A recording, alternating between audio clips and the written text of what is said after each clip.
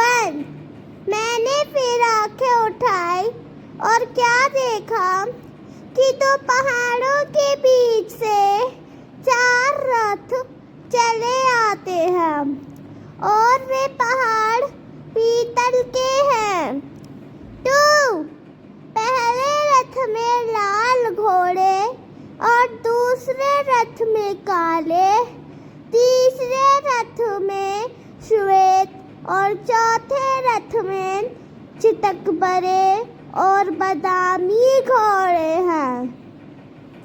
4 तब मैंने उस दूत से जो मुझसे बातें करता था पूछा, हे मेरे प्रभु, ये क्या है?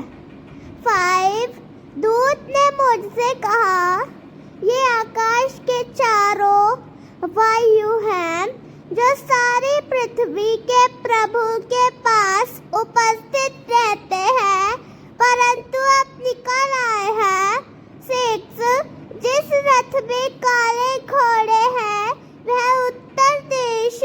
मैंने फिर अपनी आंखें उठाई और देखा कि 2 पहाड़ों के बीच से 4 रथ आ रहे हैं।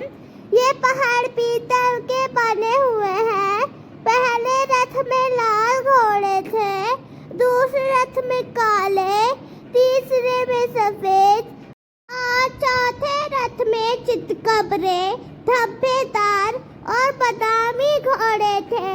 मैंने उस स्वर्गदूत से पूछा जो मुझसे बातें कर रहा था, हे प्रभु, ये सब क्या है?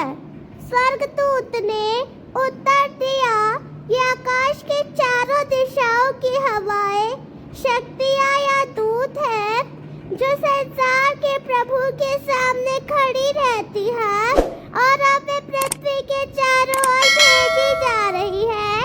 और ये रथ और घोड़े एक दर्शन है जो दुनिया की अलग-अलग शक्तियों या संदेश भागों को दर्शाते हैं जिन्हें परमेश्वर ने दुनिया में काम करने के लिए भेजा है। ये यह दिखाते हैं कि ईश्वर की निगरानी और नियंत्रण पूरी पृथ्वी पर है। जिस रथ में काले घोड़े हैं वह उत्तर देश की ओर जाता है और श्वेत घोड़े पश्चिम की ओर जाते हैं और चितकबरे घोड़े दक्षिण देश की ओर जाते हैं। और बादामी घोड़े ने निकल कर चाहा कि जाकर पृथ्वी पर फेरा करे, अतः दूत ने कहा, जाकर पृथ्वी पर फेरा करो। तब वे पृथ्वी पर फेरा करने लगे। 8 तब उसने मुझसे पुकार कर कहा, देख, वे जो उत्तर के देश की ओर जाते हैं, उन्होंने वहाँ मेरे प्राण को ठंडा किया है। बाइबिल में एक गहरी आत्मिक दृष्टि और भविष्यवाणी को प्रकट करता है।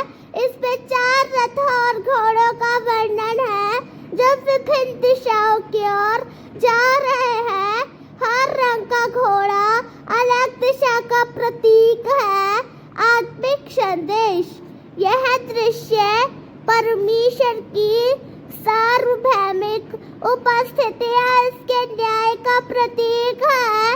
काले घोड़े उत्तर की ओर जाते हैं। यह युद्ध या कठिनाई का प्रतीक हो सकता है और यह दर्शाता है कि वह परमेश्वर का न्याय या उद्देश्य पूर्ण हो रहा है। श्वेत घोड़े पश्चिम की ओर शांति या विजय का संकेत हो सकता है। चितकबरे घोड़े दक्षिण की ओर मिश्रित अनुभव जैसे संकट और करुणा साथ साथ चलना। बादामी घोड़े पृथ्वी पर फेरा करते हैं। यह दर्शाता है कि परमेश्वर की निगरानी हर जगह है। जब वचन कहता है कि उत्तर देश में उन्होंने मेरे प्राण को ठंडा किया है, तो यह संकेत है कि वहाँ परमेश्वर का क्रोध शांत हुआ है। शायद न्याय हो चुका है या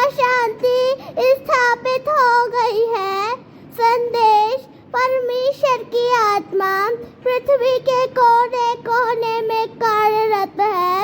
वह हर दिशा में अपने उद्देश्य पूरे कर रहा है, चाहे वह न्याय हो, शांति हो या निगरानी हो।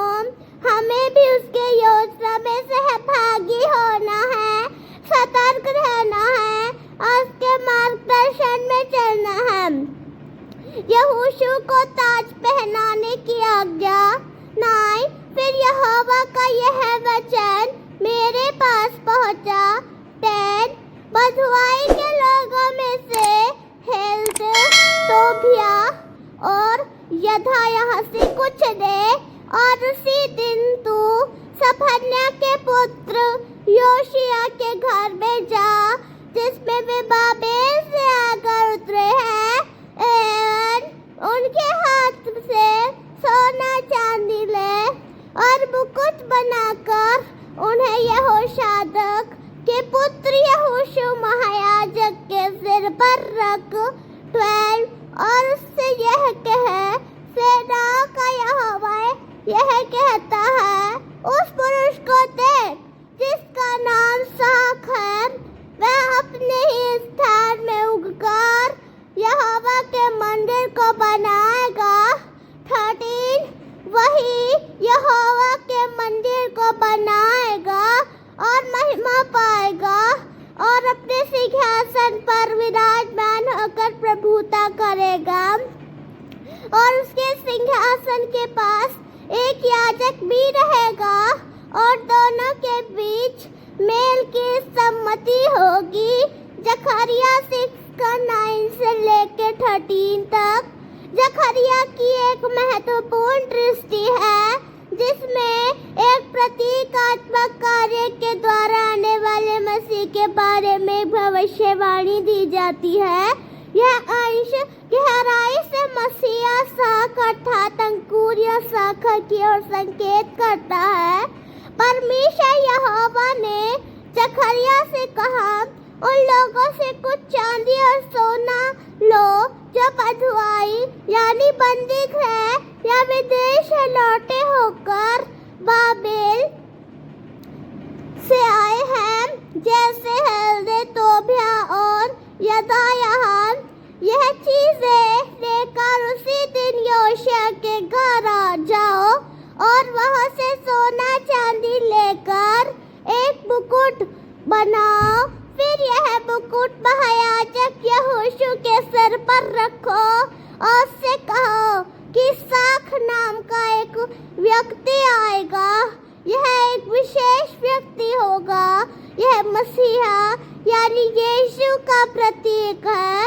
वह अपने स्थान से बढ़ेगा और यहोवा के मंदिर को बनाएगा।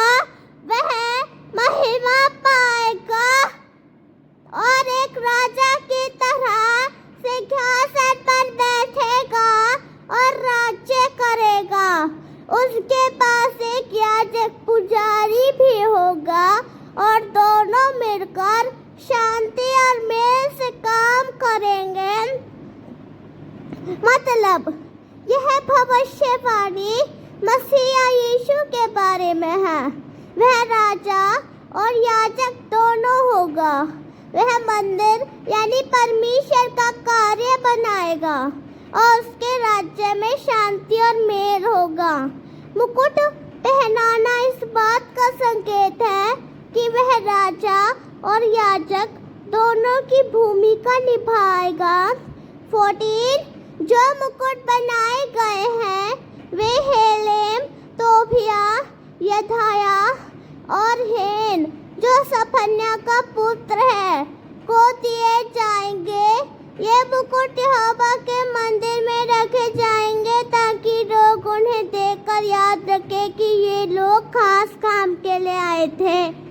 पद 15 दूर दूर के लोग आकर यहोवा का मंदिर बनाने में मदद करेंगे। तब तुम पहचानोगे कि सेनाओं के यहोवा ने मुझे जकरिया को तुम्हारे पास भेजा है।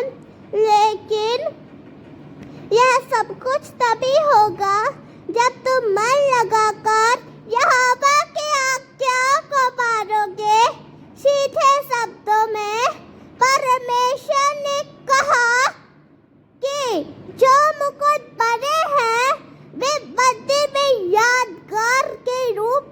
बढ़ते जाएंगे, आगे चलकर दूर देशों से लोग आएंगे और मंदिर बनाने में मदद करेंगे।